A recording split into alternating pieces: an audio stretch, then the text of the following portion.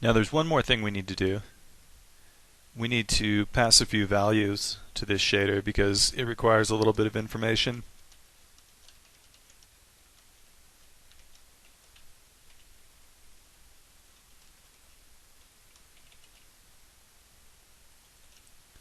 So I'm going to tell it what I want the fog range to be.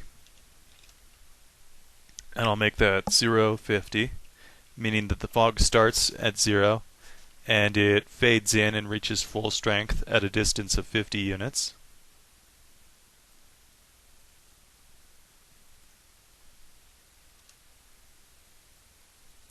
And then I'll set the fog color.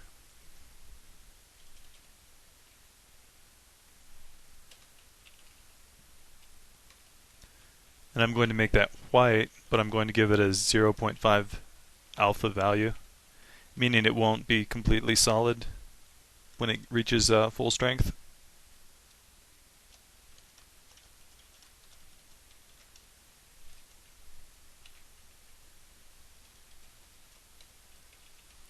And then I also need to tell the shader what our camera range is, because it uses that for the calculation.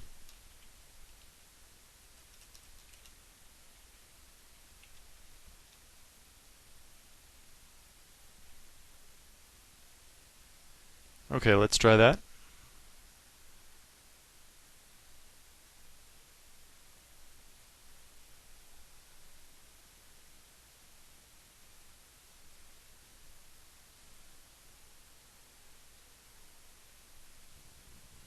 And now we have our distance fog effect.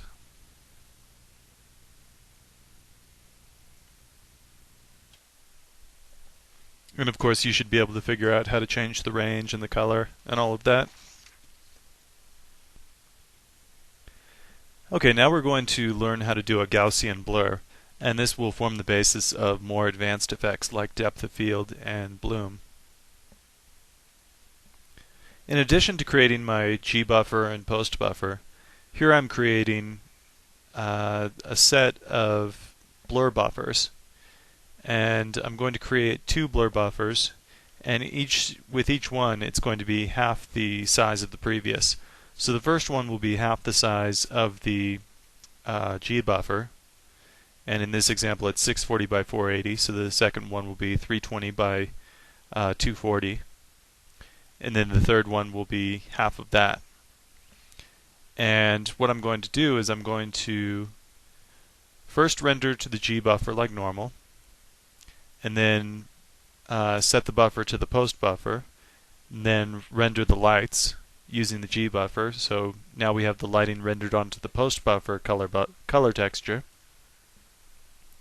Then I'm going to go in this loop, and it's going to first draw the post buffer color texture onto the first blur buffer at half size.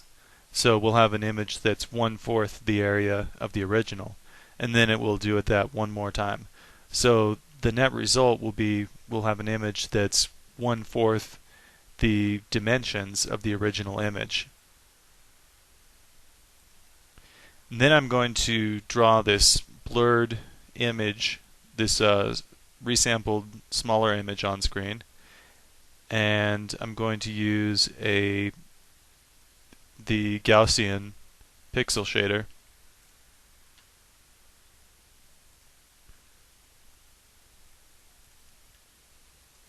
So this just defines the Gaussian value and then includes the main pixel shader for the post filters.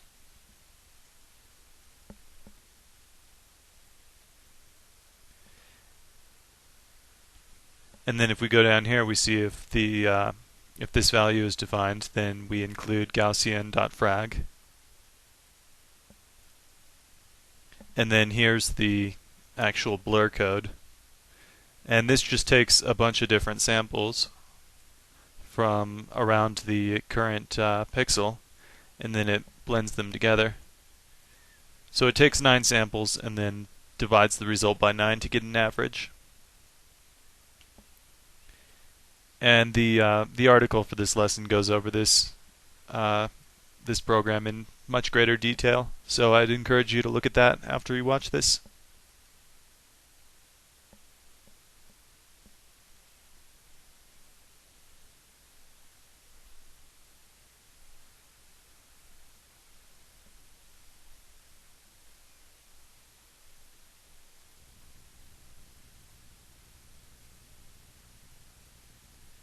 So now we know how to make a blurred image on screen, and we're going to use this as the basis for depth of field and bloom effects.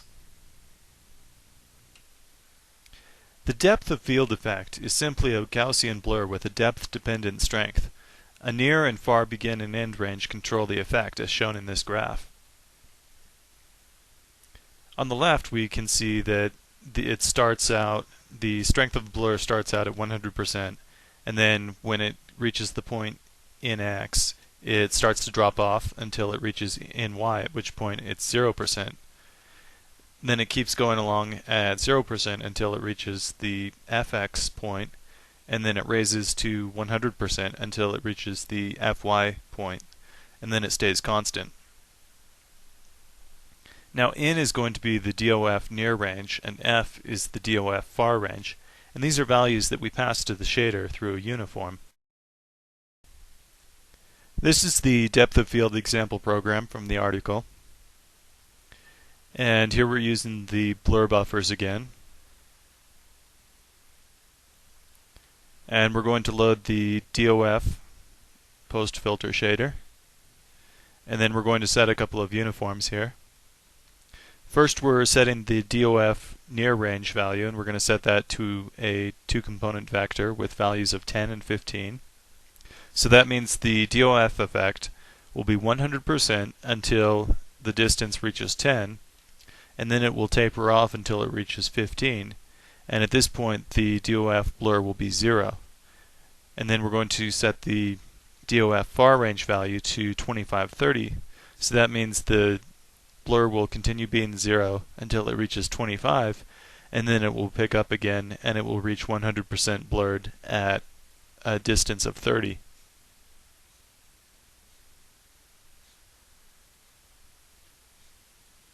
And down here we're going to bind this blurred texture to texture unit 6 because that's where the DOF filter expects it to be. And if you want to confirm this, you can open up the source and check for yourself.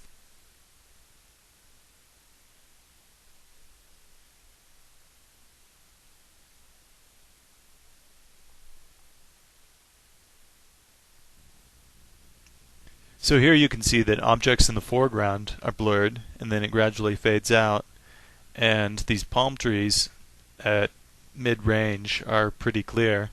And then as we get back into the trees behind those, it gets blurred out again.